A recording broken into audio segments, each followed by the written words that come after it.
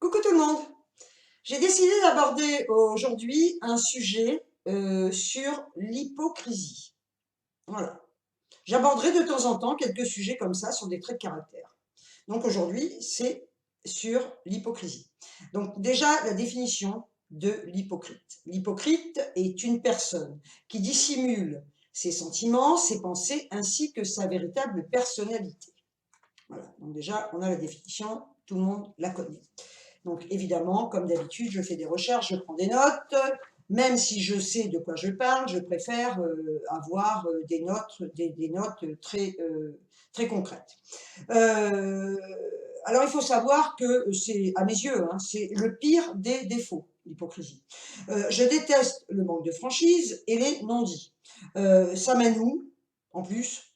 Est-ce que c'est donc si difficile que cela de dire droit dans les yeux ce que l'on pense, plutôt que d'en parler à tout le monde, sauf au principal intéressé. La franchise demande du courage et peu de gens, malheureusement, en ont. Je suis profondément allergique à ce genre de comportement. Se rendre compte que des gens autour de nous jouent la comédie est juste insupportable. Je leur laisse la responsabilité de ce qu'ils sont, font ou disent et je poursuis mon chemin. Voilà. Alors, quelques petites explications. Les hypocrites, jaloux des qualités des gens vertueux, font semblant de les admirer. L'hypocrite se reconnaît à ces signes. Quand il parle, il ment. Quand il promet, il manque à sa parole. Quand on lui confie quelque chose, il trahit. L'hypocrite se reconnaît à ses caractéristiques. Sa langue contredit son cœur contredit ses actes, son apparence ne correspond en rien à son fort intérieur. L'hypocrite est le plus dangereux, le pire des ennemis jurés, et il vaut mieux le fuir car il n'apporte rien de positif. En quoi une personne peut-elle être toxique pour nous au point de vue psychologique? Il faut savoir qu'un contact prolongé avec une personne hypocrite, donc toxique, engendre des sentiments de culpabilité, d'anxiété, de tristesse, de frustration. Ces sentiments s'installent progressivement et deviennent de plus en plus présents au cours des mois et des années. Nos stratégies de réussite et d'épanouissement s'amoindrissent. La personne toxique est très subtile dans son attitude, alors elle peut être difficile à détecter. Nous en venons à douter de nous-mêmes et à nous sentir coupables pour des fautes imaginaires. Plus le stress est intense, plus les impacts psychologiques, physiques et comportementaux sont importants. Plus le contact avec la personne toxique est régulier, plus les symptômes s'intensifient. L'hypocrite met en doute vos qualités, vos compétences, votre personnalité. Il critique sans en avoir l'air. Il dévalorise votre entourage. Il juge vos fréquentations. Il sème la zizanie, crée la suspicion, divise pour mieux régner, initie la calomnie, sème le doute. La parole de l'hypocrite est belle, mais son intérieur est rebelle.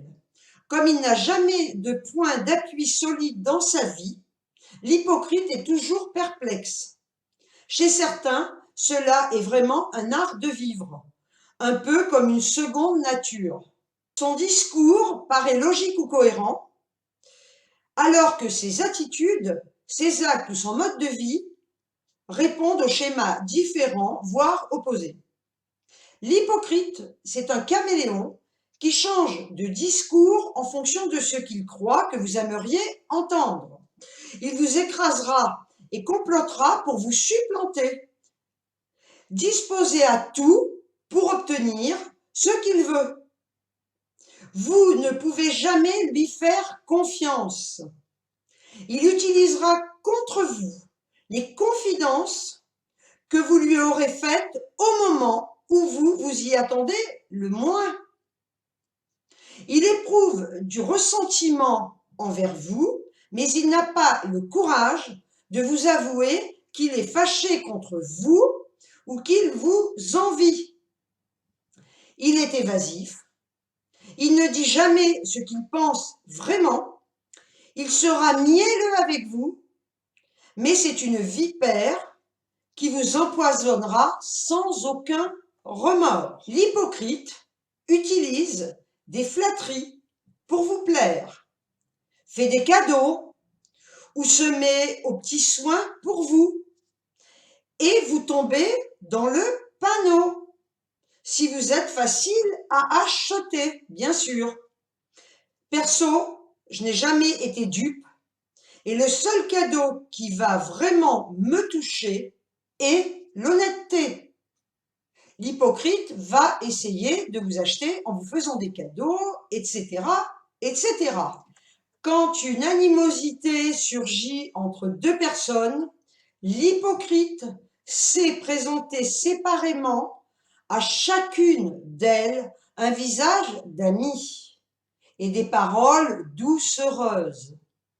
Il critique et blâme toujours la personne absente, alors qu'il n'éprouve de sentiments sincères envers aucun des deux rivaux. Il leur ment, l'important pour lui n'étant que de gagner leur confiance.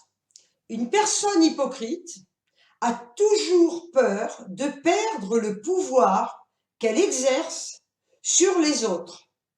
Elle recherche principalement des personnes vulnérables et fragiles.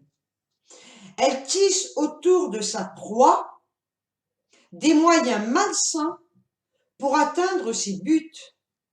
Elle ne pense qu'à son bien-être, qu'à ses buts et ses projets, et elle est totalement indifférente aux besoins des autres. Elle n'a aucun scrupule, aucun regret pour tout le mal qu'elle peut causer à ses victimes. Elle utilise souvent la flatterie pour gagner totalement la confiance de ses victimes. Et quand elle sent que sa proie est bien enroulée dans ses filets, elle peut la manipuler à sa guise. Voilà un petit résumé de ce qu'est un ou une hypocrite. Donc, il faut être très méfiant, il faut être très vigilant.